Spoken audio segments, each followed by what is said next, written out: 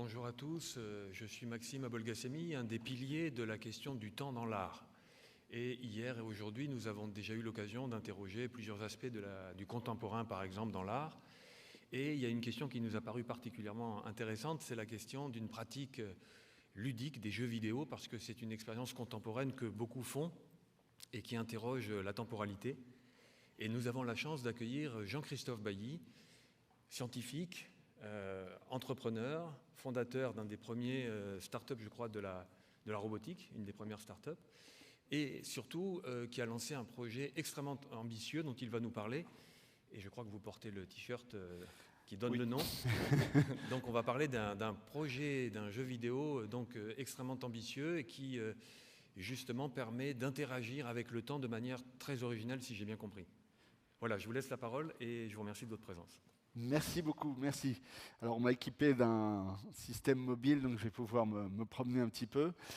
Oui, on va parler de jeux vidéo, mais pas que. On va parler de monde virtuel. Je vais essayer de couvrir un certain nombre de sujets liés à ça, autour de cette idée de la nature du temps dans ces mondes virtuels. Alors, on va commencer par le jeu vidéo, très clairement. Ce que j'ai essayé de faire, c'est de rassembler pour vous quelques exemples de la façon dont le jeu vidéo peut explicitement jouer avec le temps et proposer des représentations différentes et jouer avec ce concept qui est complètement à la merci du jeu vidéo, puisqu'on peut le modifier, on peut le transformer comme on veut. Alors, je vais vous donner tout de suite quelques exemples. Avant même de parler d'exemples de jeux en particulier, on peut déjà noter une chose assez commune dans la plupart des jeux vidéo, c'est que vous avez une fonction, vous savez, où on peut sauver sa partie. Donc on s'apprête à faire quelque chose, on sauve la partie, on essaie, on est mort, bon ben on recharge la partie là où on avait sauvé, puis on recommence, on essaie autre chose. Ça c'est ni plus ni moins que du voyage dans le temps, on revient dans le passé et on essaie d'autres possibilités. Donc ça c'est quelque chose qui est très commun dans la plupart des jeux, et c'est déjà une forme de manipulation du temps lui-même. Alors au-delà de ça, on a toute une catégorie de jeux. Je prends des exemples à chaque fois très concrets. Là, c'est un jeu qui s'appelle Civilisation, qui est très connu, où on va avoir une expérience de jeu qui est par tour. C'est-à-dire vous jouez un tour, ensuite c'est le tour de l'adversaire, il peut prendre le temps qu'il veut à réfléchir, à décider de ce qu'il va faire. Et d'ailleurs, en fait, c'est pas spécifique bien sûr aux jeux vidéo. Par exemple, le jeu d'échecs, c'est un jeu par tour. Donc ça, c'est déjà une première forme aussi de jeu avec le temps, puisque à un moment donné, on est capable d'arrêter le temps et de penser aussi longtemps qu'on veut. On pourrait parfaitement imaginer attendre 50 ans entre chaque tour. On peut jouer à ces jeux d'ailleurs par correspondance, etc. Donc ça, c'est une première forme de manipulation du temps. On a aussi des jeux de type Colony Management. Là, vous avez l'exemple de Oxygen Not Included, qui est un jeu assez récent. Ce sont des jeux qui sont, pour beaucoup d'entre eux, qui viennent s'inspirent d'un jeu qui s'appelle Dwarf Fortress. Et donc, ce que vous voyez là, vous avez des petits personnages, vous ne les contrôlez pas directement. Ce que vous faites, c'est que vous donnez des ordres, vous donnez des instructions, vous dites bah, je voudrais construire ça à un moment donné à cet endroit-là, je voudrais creuser cette partie-là pour récupérer les matériaux, etc. Et vous les laissez se débrouiller pour faire le travail à un moment donné. Donc il y a une forme d'intelligence un petit peu artificielle pour ces petits personnages. Donc c'est très amusant. Et dans ces jeux-là, vous voyez tout en haut à gauche, c'est classique, vous avez un moyen d'accélérer le temps. Vous avez des flèches, un triangle, deux triangles, trois triangles, qui vous permet de décider à quelle vitesse le temps va s'écouler. Tout simplement parce que quand vous avez donné tous vos ordres et que vous n'en avez pas d'autres en tête à un moment donné, vous avez envie que ça aille un peu plus vite et qu'ils se dépêchent de les faire. Donc vous accélérez le temps et vous voyez d'un seul coup, ils se mettent à courir partout très très vite. Donc là, on joue avec la vitesse du temps, la vitesse d'écoulement du temps. Ici, vous avez un jeu, un shooter, donc vous êtes le personnage là que vous voyez, et en fait, ce qu'il est capable de faire, c'est de créer, donc le jeu s'appelle Quantum Break, il est capable de créer une espèce de sphère à l'intérieur de laquelle les ennemis vont être en fait dans un temps ralenti. Donc là, on crée des espèces de zones de l'espace où le temps s'écoule différemment. Alors évidemment, on a plus de temps pour leur tirer dessus, leur échapper, etc. C'est le but de ce jeu. Et là, il y a aussi des variantes de ce type de jeu où c'est carrément tout le temps autour de vous qui s'arrête. Ou qui se ralentit. Ça s'appelle le bullet time. Et donc là, vous allez d'un seul coup, vous continuez votre temps propre, continue de s'écouler normalement, alors que tout autour de vous se ralentit. Un autre exemple très différent, très amusant avec ce jeu super hot, qui s'appelle, qui est la notion de time lock. C'est-à-dire que là, vous voyez que le temps ne s'écoule que quand je bouge. Quand j'arrête de bouger, le temps s'arrête. Donc, enfin, ça vous permet d'avoir une espèce de stratégie où vous décidez ou pas de faire un mouvement. Chaque mouvement va faire avancer le temps, donc il faut bien réfléchir à ce qu'on va faire. C'est un peu une sorte de variante là, du partour dont on a parlé à l'instant. Voilà. Donc c'est assez amusant, très original. Et donc là, on indexe le temps sur vos mouvements. Un petit peu dans le même genre, on a ici Bread, qui est un platformer, où là, vous voyez que le temps est en fait exactement indexé sur l'axe X. Donc, vous savez, quand vous allez vers la droite, le temps avance vers le futur. Quand vous allez vers la gauche, vous voyez que le temps recule. Puis quand vous êtes sur une échelle, donc en fait, vous n'allez ni à droite ni à gauche, bah, le temps est arrêté. Alors là, ça crée des puzzles très très intéressants. Je recommande vraiment ce jeu, il est assez extraordinaire. Et voilà, c'est une autre forme de manipulation du temps où voilà, on joue avec la coïncidence entre X et T, si vous voulez. Là, vous avez un exemple de jeu de stratégie qui s'appelle Archon, qui est assez ancien. Donc, dans un jeu de stratégie, vous avez tout un tas de personnages. En général, c'est militaire. Et vous contrôlez explicitement ces personnages. Donc, vous allez dire, tu fais ça, etc., etc. Donc, ça, c'est assez classique. Mais là, dans Archon, vous êtes capable, vous voyez en bas, là, il y a une espèce de timeline. Vous êtes capable de donner des ordres dans le passé. Vous êtes capable de téléporter des unités dans le futur, dans le passé. Vous avez un contrôle, en fait, stratégique dans le temps lui-même. Vous pouvez vraiment agir, donner des ordres dans le passé, dans le futur, et puis vous avez la barre du présent. C'est assez complexe, très intéressant. Voilà, pour montrer un petit peu la diversité de ce qui existe, Archon est assez intéressant. Un dernier exemple, c'est ce qu'on pourrait appeler des puzzles de temps en 3D. Donc, vous voyez, là, on vient d'activer en fait un enregistreur qui va mémoriser ce que fait le personnage. Donc là, il se met debout sur une plaque qui, quand vous êtes debout dessus, ouvre la porte, et il ne bouge plus. Et en fait, on va être capable de revenir à l'enregistreur et de redémarrer cette séquence. Donc on va se dédoubler. Et là, on fait complètement autre chose, mais on voit le double, vous voyez en bleu, le double qui rejoue ce qu'on vient d'enregistrer. Donc en fait, là, ce que vous avez dans ce jeu, c'est des lignes de temps qui peuvent fonctionner en parallèle. Là, il y en a 2. Ça peut aller au-delà de ça. Je crois que vous pouvez avoir jusqu'à 3 ou 4 lignes de temps. Donc c'est des puzzles assez compliqués. Parce que voilà, il faut faire quelque chose qui va permettre, en l'occurrence, là, de débloquer la porte. Le rejouer dans le temps, revenir après, en profiter parce que du coup, notre double est en train de faire quelque chose qui est utile pour nous maintenant. Et donc voilà, il y a une espèce de coïncidence des lignes de temps, c'est assez extraordinaire. Je vous recommande aussi ce jeu qui s'appelle Talos Principle. Voilà, et en fait, on pourrait trouver beaucoup d'exemples de ce type. Le jeu vidéo aime jouer avec le temps. C'est une facilité qui est donnée par la nature même de la simulation qu'on a entre les mains. On peut faire vraiment ce qu'on veut. Alors, de quoi on parle là, quand on parle du temps? On en a déjà parlé un petit peu ce matin, et je pense que c'est une distinction assez classique qu'on va certainement revoir dans plusieurs interventions aujourd'hui. On peut distinguer le temps objectif du temps subjectif. C'est vraiment fondamental pour discuter de ces sujets. Le temps objectif, si vous voulez, c'est le temps des physiciens ou des ingénieurs. On peut le définir très précisément avec des horloges atomiques. On va dire, voilà, quand il y a une transition d'un électron entre un niveau très bas atomique puis le niveau juste au-dessus, ça émet une radiation dont on connaît la fréquence, et puis en fait, on va dire quand on a plus de... Enfin, on compte 9 milliards, 192 millions, etc. d'oscillations, puis ça va être une seconde. Voilà, donc là, c'est un temps objectif, on peut le définir précisément. Il y a aussi un volet théorique, évidemment, dans la définition du temps objectif. Classiquement, dans la physique classique et même la mécanique quantique, le temps est vu comme un paramètre. C'est un t qui apparaît dans les équations.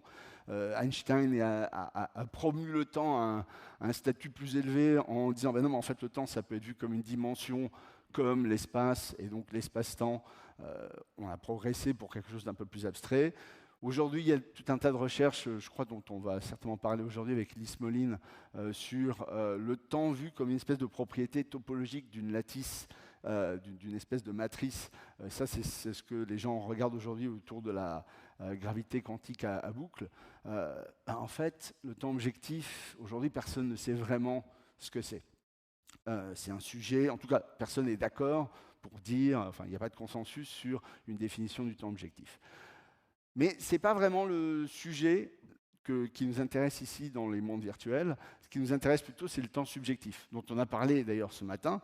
Là, je résume un peu d'ailleurs ce qui a été dit. En gros, le temps subjectif, il a l'air d'être un peu inversement proportionnel au nombre d'événements, donc de la quantité d'activités qui se passent dans votre cerveau. Donc, quand vous avez des moments où c'est très actif, eh ben c'est exciting et vous avez l'impression que le temps passe beaucoup plus lentement. Enfin, en gros, pour 1 heure de temps objectif, vous avez une perception, vous, de peut-être 30 minutes ou 45 minutes.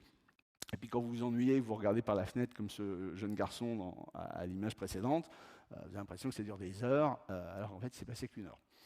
Ce qui est d'ailleurs un peu paradoxal, parce qu'au fond, dans la phase exciting, quand vous avez beaucoup d'activités, il se passe beaucoup plus de choses dans votre cerveau. Donc si vous voulez, dans le même temps objectif, il y a beaucoup plus d'événements. Donc on pourrait avoir l'impression que si le cerveau mesurait le temps comme la quantité d'événements qui s'est écoulé, on aurait l'impression qu'il s'est passé plus de temps. Mais ce n'est pas ça qui a lieu. Donc voilà. En tout cas, ce qui est certain, c'est que pour les jeux, quand on construit des jeux vidéo, on a envie d'être là. On a envie d'être dans cette zone-là où on crée des expériences, c'est de l'entertainment, hein, on crée des expériences qui sont excitantes. C'est-à-dire que c'est classique hein, pour un joueur de jeux vidéo vraiment passionné. C'est facile de brûler son samedi après-midi à jouer à un jeu passionnant, et puis on n'a pas vu le temps passer. Il s'est passé en fait 4 ou 5 heures, et on a vraiment l'impression qu'on vient à peine de commencer, quoi. Donc ça, c'est en fait le job des jeux vidéo, d'essayer de créer ce genre d'expérience. Ce qu'on peut dire, c'est que dans les mondes virtuels en général, et dans les jeux vidéo en particulier, alors il y a certainement des contre-exemples à ce que je viens de dire, mais c'est vraiment une tendance qu'on peut voir assez globalement, c'est le temps passe plus vite. C'est-à-dire que tout va beaucoup plus vite. Les temps sont compressés. Et fondamentalement, on va en voir des exemples, mais c'est, si vous voulez, là j'ai pris l'avion pour venir ici, j'ai passé 7 heures dans l'avion, bon, vous prenez des trucs à lire, mangez un petit peu, etc., ça va, 7 heures, c'est bon. En fait, dans un jeu vidéo, c'est impensable de dire, maintenant, vous allez voyager dans le jeu, et vous allez passer 7 heures, donc attendez.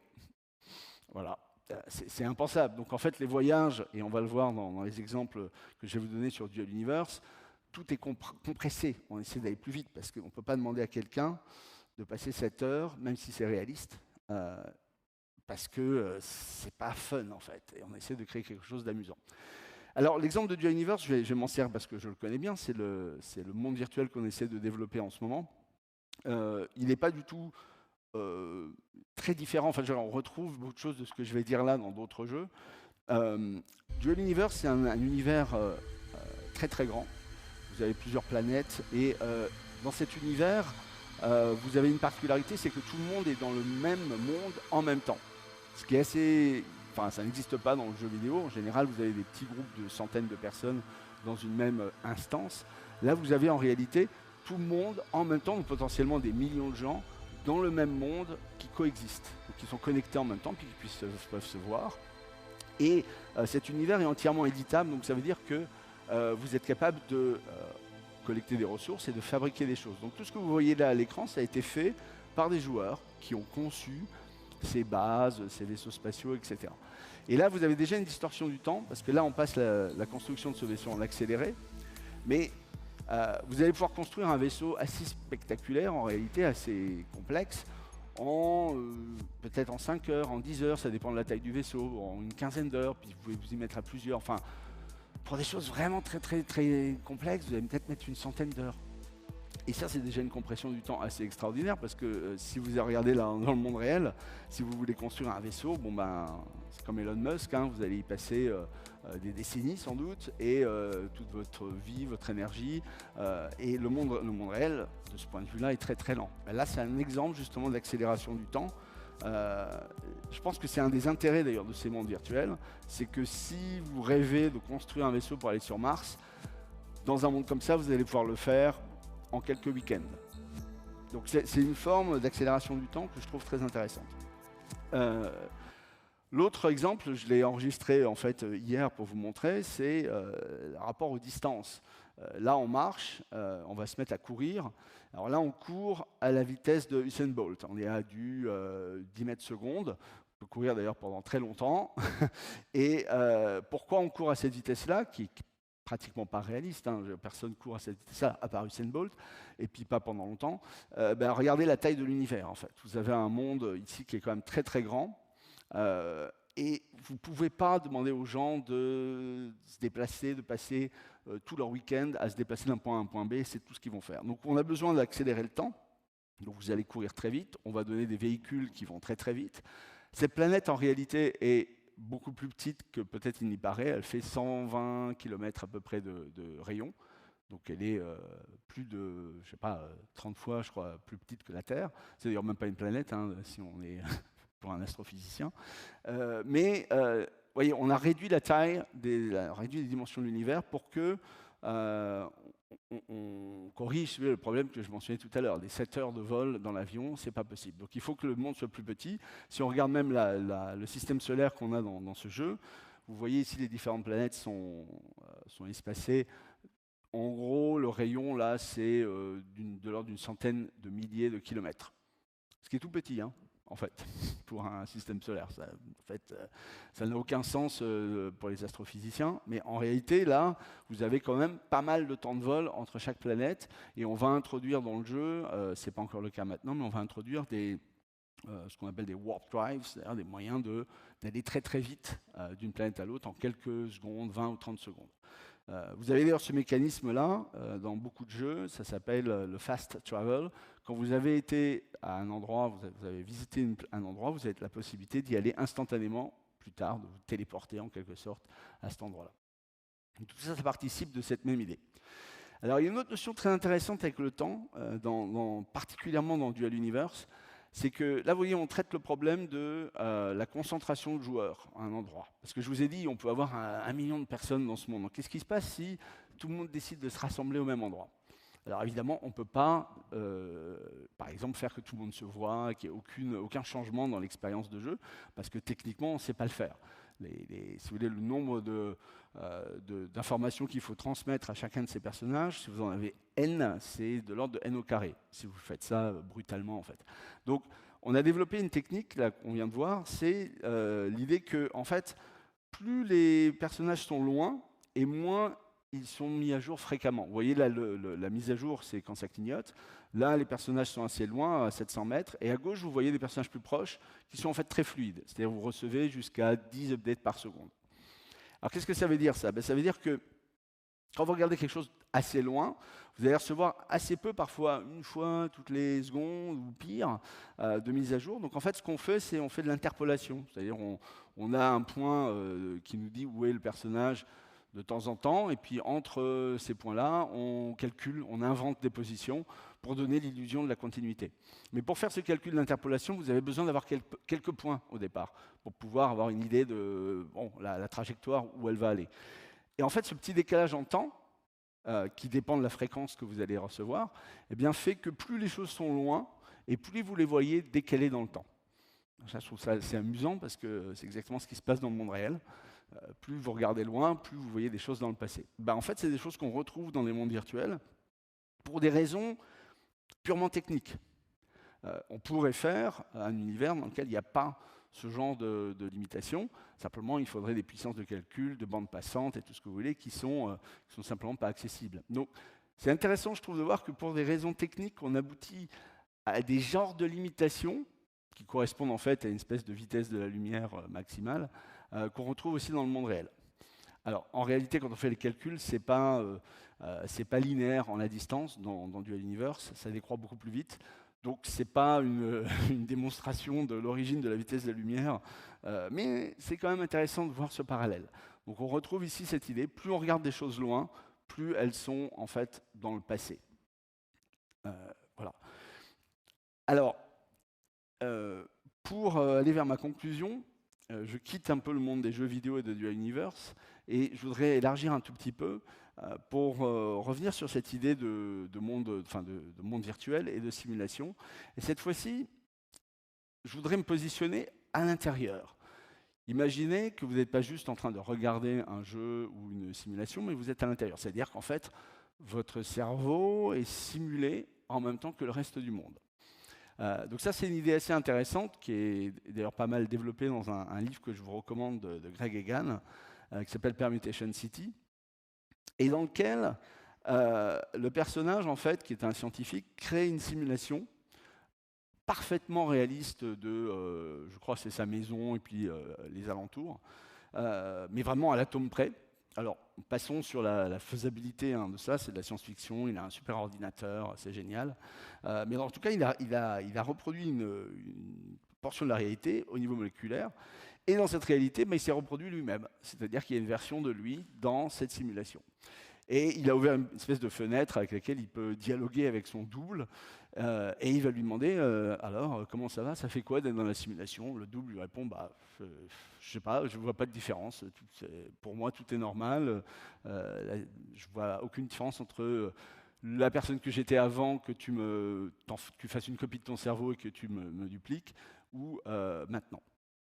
Et là, il se livre à une série d'expériences assez intéressantes qu'il appelle la théorie de la poussière. Alors là, je vous parle simplement de la partie liée au temps. Il y a une partie liée à l'espace aussi, et qui consiste à dire, vous voyez en haut, on a la ligne de temps du simulateur, c'est-à-dire le temps réel pour le scientifique qui fait tourner son ordinateur, là. Et en dessous, vous avez le temps perçu par son avatar dans le monde virtuel. Et ce qu'il lui dit, c'est, écoute, ce qu'on va faire, c'est que je vais couper à un moment donné la simulation, je vais aller prendre un café, je reviens ensuite et je redémarre, là où ça en était exactement. Et il va faire ça un certain nombre de fois, avec des durées plus ou moins longues, etc. Et à chaque fois, il va se reconnecter dans le monde et demander à son double, alors, comment ça s'est passé quand j'ai coupé? Et son double va lui dire, mais de quoi tu parles? Il n'y a pas eu de coupure. Parce qu'en fait, le double, lui, ce qu'il voit, c'est la ligne tout en bas. C'est-à-dire, il n'est pas au courant des coupures qui ont eu lieu dans le niveau d'abstraction au-dessus. Lui, il a une perception continue du temps. Le temps ne s'est pas arrêté. Et la théorie des poussières va pousser ça encore plus loin en disant, mais en fait, chacune de ces interruptions, elle pourrait durer 1 million d'années, et on pourrait simuler un pas à chaque fois de la simulation. Et pour autant, à l'intérieur, les gens qui vivent dedans ne s'en rendraient pas compte. Et comme je vous ai dit, il y a également un volet lié à l'espace. Donc en fait, il fait le même genre d'expérience en séparant la mémoire de cet ordinateur dans plein de zones de mémoire à différents endroits. Et il arrive à cette idée de poussière. C'est-à-dire qu'en fait, vous pouvez imaginer une simulation qui est constituée de petits processeurs éparpillés un peu partout dans l'univers, puis qui calculent une unité de temps, enfin un tic de la simulation tous les 1 million d'années, si vous voulez. Les gens à l'intérieur ne voient pas la différence. Alors ça, c'est intéressant parce que ça pousse cette idée que vous n'avez pas forcément besoin d'une machine, vous n'avez pas forcément besoin d'un ordinateur qui simule quelque chose pour que ce quelque chose existe. En tout cas, c'est l'idée qui est un peu poussée là. Et ça montre en tout cas cette nuance intéressante entre le temps réel du niveau au-dessus, puis le temps perçu par les gens qui sont dans la simulation eux-mêmes. Alors le corollaire de ça, c'est par exemple, si le monde dans lequel on est là était une simulation, d'abord peut-être qu'il n'y a pas besoin d'un ordinateur au niveau supérieur pour le simuler, de manière explicite avec une machine, ça c'est un concept assez intéressant, mais surtout, cette capacité, la capacité de calcul qu'il aurait besoin pour simuler le monde réel n'a pas besoin d'être énorme, puisque peu importe cette capacité de calcul, il peut s'écouler 1 million d'années entre chaque pas de calcul. Les personnages, donc nous, à l'intérieur de la simulation, pour nous, ça ne ferait aucune différence. Donc voilà, c'est assez intéressant. Et là, on commence à jouer vraiment avec des notions de point de vue de référence, on va dire, entre des temps simulés et des temps dans le simulateur. Une autre idée qui est très intéressante, c'est une idée d'écoulement du temps non uniforme dans ces simulations. Et vous pouvez vous dire, par exemple, en tout cas ça pourrait être une caractéristique de l'implémentation d'un simulateur de ce type, donc pour des raisons techniques, computationnelles, que si vous avez des zones à faible densité à gauche, vous n'avez pas beaucoup de matière, en fait, il n'y a pas grand-chose à simuler, il n'y a pas beaucoup d'interactions, donc ça ne vous coûte pas beaucoup en CPU, en temps de calcul. Donc vous allez pouvoir calculer plus de tics, vous savez, de pas d'avancement, par unité de temps objectif, par seconde. Donc en fait, pour quelqu'un qui vit à l'intérieur de la simulation à cet endroit-là, le temps passe plus vite. Et inversement, si vous avez une zone à très forte densité, il y a beaucoup de choses à calculer. Bon, en gros, ça prend beaucoup plus de temps de calculer un pas supplémentaire dans la simulation. Et si c'est la même machine qui calcule les deux endroits en question, elle va attribuer plus de CPU pour les zones à forte densité, et donc on va calculer moins de tics par seconde, et donc le temps va s'écouler plus lentement. Et ça, c'est assez intéressant parce que c'est aussi ce qu'on voit dans le monde réel.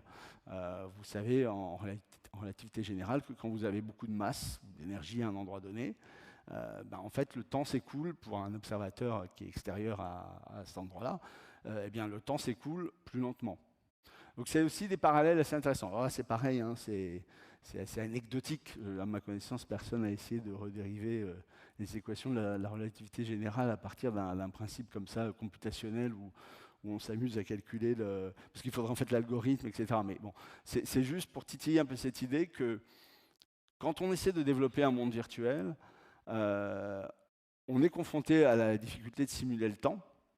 Ce sont des difficultés d'ordre computationnel, c'est-à-dire qu'on essaie d'être efficace, d'être scalable, d'être capable de faire fonctionner ça effectivement sur une machine. Si la machine était à puissance infinie, à mémoire infinie, à CPU infinie, ces problèmes-là n'existeraient pas. Mais à partir du moment où on se pose la contrainte de simuler un monde virtuel avec une vraie machine, on arrive à des optimisations, on arrive à des points de vue algorithmiques qui finalement nous amènent à ce genre de distorsion où ah bah tiens, le temps va passer plus lentement quand il y a plus de matière parce qu'il y a plus de choses à simuler, ou ah bah tiens, le temps des objets qui sont plus loin, il est décalé, donc plus je regarde loin, plus je vois des choses dans le passé. Donc on arrive à ces conclusions, je trouve assez intéressantes philosophiquement, hein, parce que il y a... Enfin, voilà, comme je disais, il n'y a pas forcément de lien avec la physique, mais c'est intéressant de faire cette observation.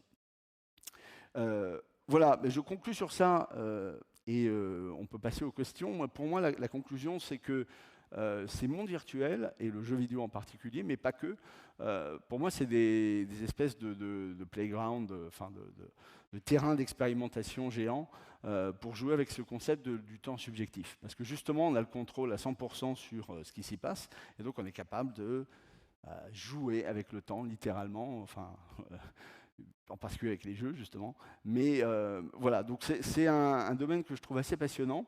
Et moi, j'espère vous avoir montré un petit peu quelques exemples, vous avoir un peu titillé l'imagination sur ces sujets-là. Et je vous remercie.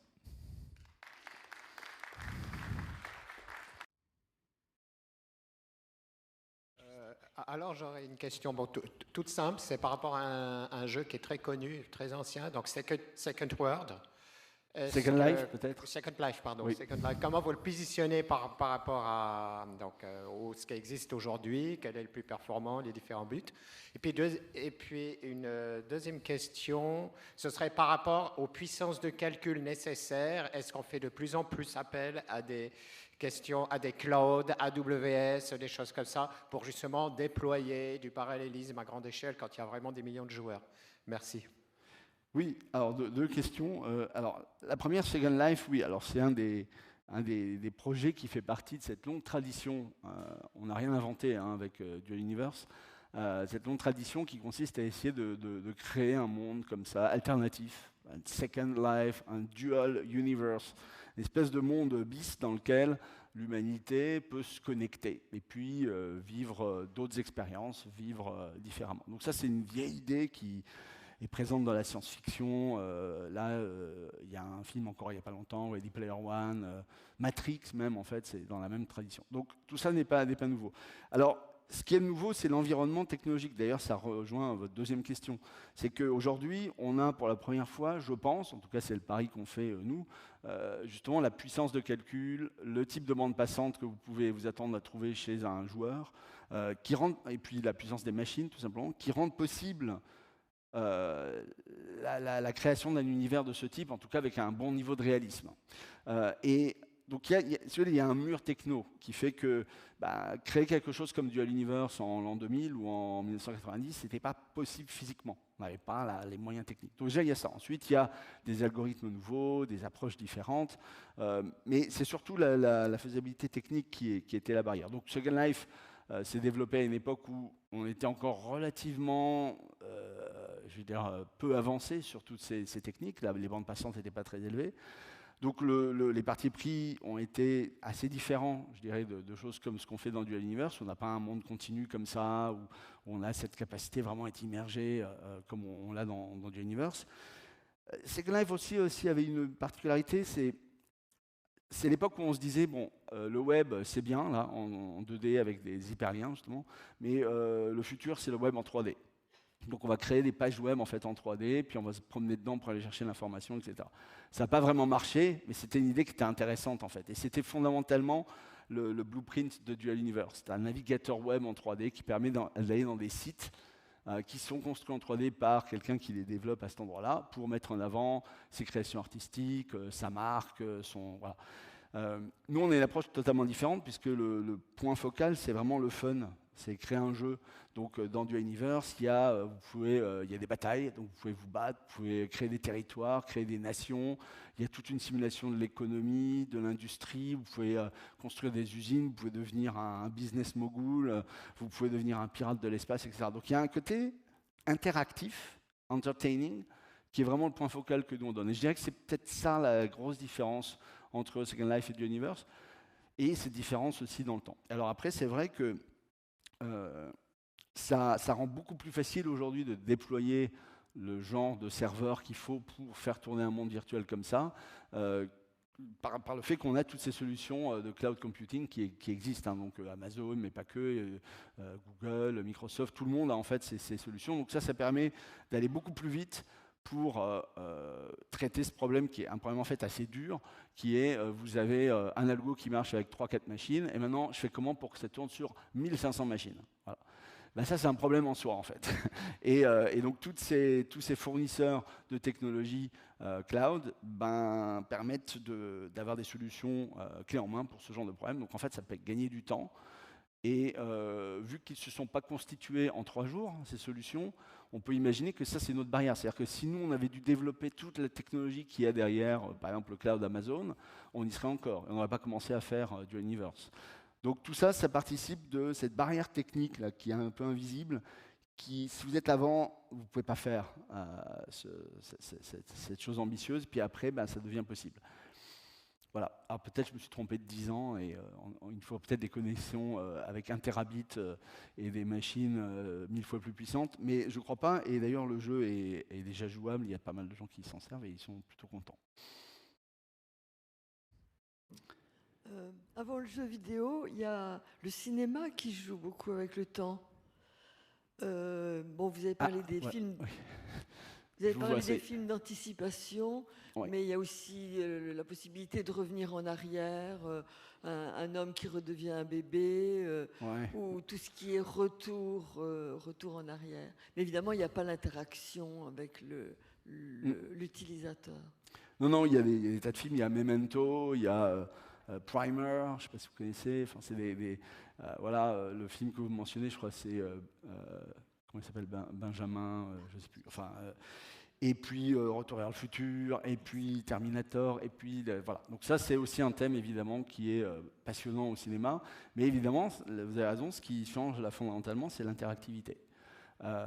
Et par exemple, dans le jeu que je montrais tout à l'heure, Quantum Break, vous faites vraiment des voyages dans le temps, dans le jeu, par rapport à l'histoire. Et c'est compliqué, parce que vous avez des copies de vous qui apparaissent à un moment donné, mais en fait, ah oui, c'est vrai que j'étais là avant, mais je suis revenu dans le passé. Enfin, et le côté interactif rend l'expérience, c'est une expérience, quoi. Et c'est assez fascinant, en fait.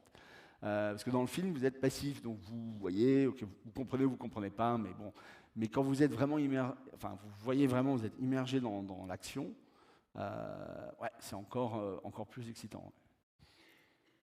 Ou troublant, ou confusant. Bonjour, j'ai une question de néophyte en jeu vidéo. Moi, je suis plutôt tournée vers la physique et vous avez bien réussi à me titiller le cerveau. Donc moi, je voudrais que vous me donniez le nom d'un jeu par lequel je pourrais me confronter à ces parallèles un peu bizarres que vous avez fait avec la relativité et tout ça. Parce que vous avez réussi correctement à me titiller le cerveau. Alors, sur les exemples que j'ai donnés, je ne vois pas tout de suite de choses qui me viennent à l'esprit, mais il y a un jeu qui est en fait une expérience, hein, c'est pas hyper fun, mais en tout cas c'est un jeu qui a été développé par le MIT, et malheureusement je ne me souviens plus de son nom, mais si vous voulez, c'est un jeu, donc vous êtes en 3D dans l'univers en 3D, d'accord, et ils ont baissé la vitesse de la lumière à, je ne sais plus, mais quelque chose comme, mettons voir 1 km/s ou même moins. Et à ce moment-là, vous avez votre propre déplacement est immédiatement très très proche de la limite de la vitesse de la lumière. Et donc, ce qu'ils ont fait, c'est qu'ils ont implémenté un algorithme qui, en quelque sorte, retrace le trajet de la lumière et vous donne une image de la déformation du monde telle que vous la verriez si vous étiez vraiment dans cette situation. Donc en fait, dès que vous mettez avancé, tout se déforme. C'est assez incroyable. Et en fait, vous avez cet effet que normalement, je pense, on verrait dans la vraie vie quand vous vous approchez d'un trou noir, quoi. Là, tout se met à prendre des formes bizarres, s'allonger. Et donc, je ne sais plus le nom de ce jeu, mais si vous tapez Game, MIT, Relativity, un truc comme ça, vous allez certainement le trouver. Et c'est assez fascinant. Donc, c'est très difficile d'ailleurs de se forger une intuition, parce que vous devez être capable d'aller rejoindre des points, etc. Ça devient très dur de naviguer, en fait. Vous avez aussi un certain nombre de jeux qui s'amusent à vous plonger dans des espaces à 4 dimensions. Vraiment. Et donc c'est aussi très compliqué je prends par exemple Fez, par exemple, c'est un exemple, il me semble. Et donc c'est assez compliqué, parce que, en fait, tout ce qui est intéressant, c'est que vous devez vous reconstituer une intuition opérationnelle. Votre cerveau, il est optimisé, voilà, pour un monde en 3D, dans lequel il n'y a pas trop de déformation, enfin un monde classique, quoi. Et il me semble qu'il y a des gens qui ont essayé aussi de faire des jeux où vous êtes, en gros, vous êtes une particule élémentaire, quoi, et donc vous voyez un monde quantique. Et là, ça devient vraiment, vraiment contre-intuitif. Même si j'ai entendu pas mal de physiciens qui me disaient qu'ils étaient capables vraiment de se créer une intuition quantique à un moment donné. C'est vraiment avoir, qui peut comprendre intuitivement des choses qui sont vraiment, vraiment contre-intuitives. Voilà. Mais c'est un très beau terrain, en fait, de créer des jeux comme ça, qui permettent de rendre palpables des notions de physique qui sont totalement contre-intuitives. Hein. C'est assez fascinant.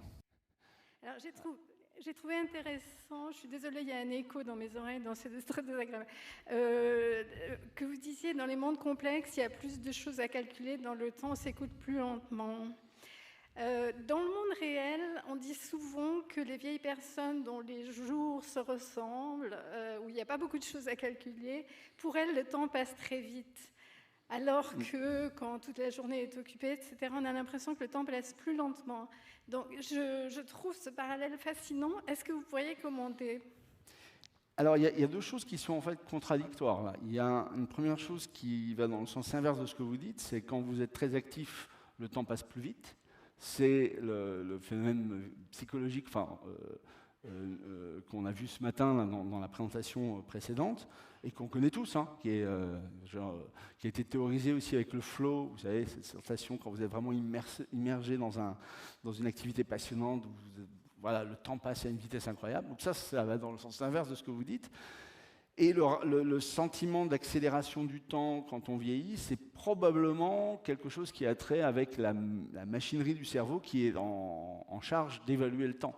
Et donc, il y a certainement des transformations peut-être liées à l'efficacité, la capacité à un nombre d'opérations par neurone ou ce genre de choses, qui font qu'il y a une évolution quand on vieillit et qui distordent en fait la perception du temps. Mais c'est plus, à mon avis, une modification de la machinerie qui est en charge de faire ça dans le cerveau, mais je ne suis pas compétent pour en parler, mais mon intuition, ce serait plutôt ça. Et sinon, oui, il y a quelque chose de paradoxal. C'est-à-dire que quand vous avez une phase très intense où il y a beaucoup de choses qui se passent dans votre tête, vous pourriez imaginer que le cerveau, de certaine manière, renormalise tout ça en disant, bon, bah, j'ai fait 1500 opérations, dans une situation normale, j'en fais à peu près 100 par heure, donc là, il s'est passé 15 heures. En fait, c'est l'inverse. Le cerveau, il a plutôt l'impression qu'il s'est passé 30 minutes. Donc c'est un peu paradoxal. Ça montre que la perception du temps par le cerveau, c'est pas aussi simple que celle que l'on a avec une horloge atomique, où on compte le nombre d'événements. Et puis plus il y a d'événements, plus il y a de temps qui s'est passé. Le cerveau, il fait pas ça, en fait. Et c'est assez paradoxal. Enfin, je pense que ça peut se comprendre assez bien aussi, mais voilà.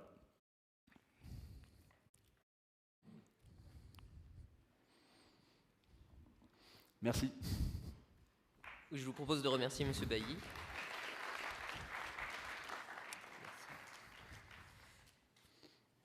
Donc finalement, les mondes virtuels changent-ils la nature du temps ? C'était la question qui était posée. Il semblerait que oui. En tout cas, votre conclusion nous disait que c'était une cour de récréation où on pouvait jouer avec tous les paramètres du temps. Et en fait, même inventer des réalités qui n'existent pas dans notre monde réel. Vous en avez donné plein d'exemples. Vous avez donné des exemples de dédoublement du temps, où on a plusieurs plages temporelles qu'on peut répéter pour avoir un mois qui nous aide à faire certaines actions. Des situations où on peut accélérer le temps, où le temps avance en même temps que le mouvement du personnage. Donc autant de réalités qui nous sont inaccessibles, et donc voilà, on peut jouer avec ça dans les mondes virtuels.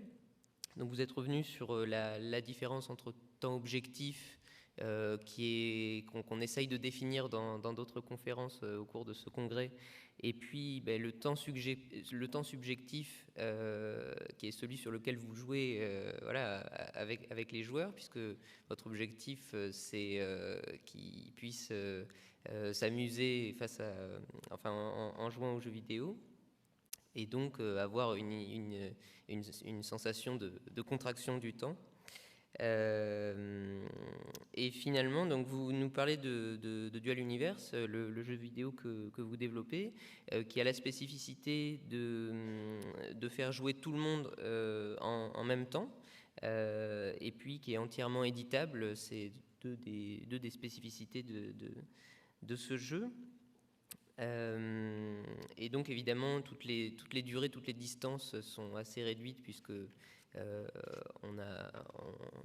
que vous expliquiez, c'est qu'on ne peut pas demander aux gens d'attendre ou de parcourir des distances comme dans le monde réel.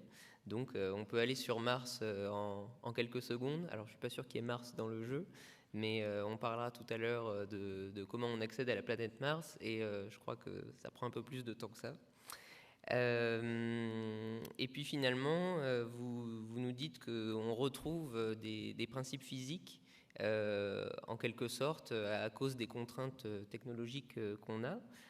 Donc par exemple, plus on a d'activités, plus le temps passe vite, plus on regarde les choses loin, plus elles sont dans le passé, et donc ça titille les physiciens de la salle.